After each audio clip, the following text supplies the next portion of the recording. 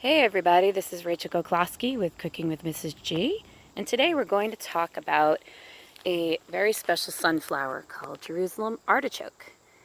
Jerusalem Artichoke has an edible tuber, kind of like a potato, except these tubers taste and have a similar texture to water chestnuts, and they are particularly good for you in that they have a fiber called inulin. So if you have a little trouble making bowel movements, this will help you out.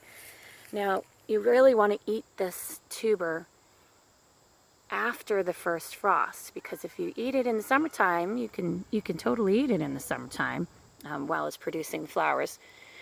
But the inulin level will be so high that you will end up getting a lot of flatulence. So I would suggest finding out where, identifying these Jerusalem artichokes now at the end of the summer. We're at the end of, we're a little bit before Labor Day, at the end of August right now. It's a great time to find out where they are because they're flowering. As you can see, they're sunflower, and it's pretty easy to mix these up with other sunflowers that are flowering at this time of year. What you're looking for to identify these is, if you look further down the stem, they have this unique leaf arrangement. So further down the stem, away from the flowers, you'll notice that the leaves grow in an opposite pattern. They grow directly opposite each other. But as you go further up the stem toward the flowers, the leaf pattern changes. It goes into a alternate leaf pattern.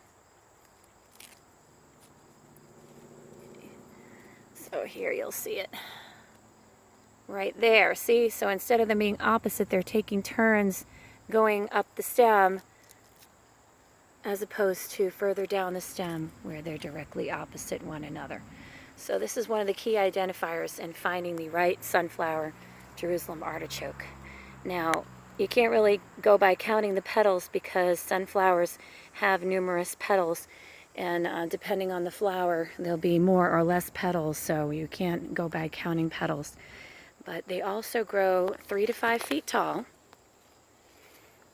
You can see this one is pretty tall, and it produces several flower heads on one stalk, as opposed to some other sunflowers like the ones with edible seeds where you only get one flower at the top of the stalk.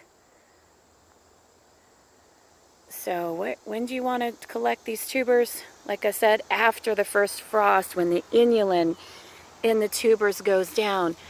Now, at that time, of course, all of these leaves and everything will fall off. So what I like to do is find where a bunch of these are growing, and then I tie a marker around the stems, or I put some kind of place marker where these are growing, so that I can come back at the end of winter and dig them up, after the ground thaws out a little bit, and dig them up. Now you can transplant them to your yard, or you can make some yummy dinners, cook them as you would potatoes.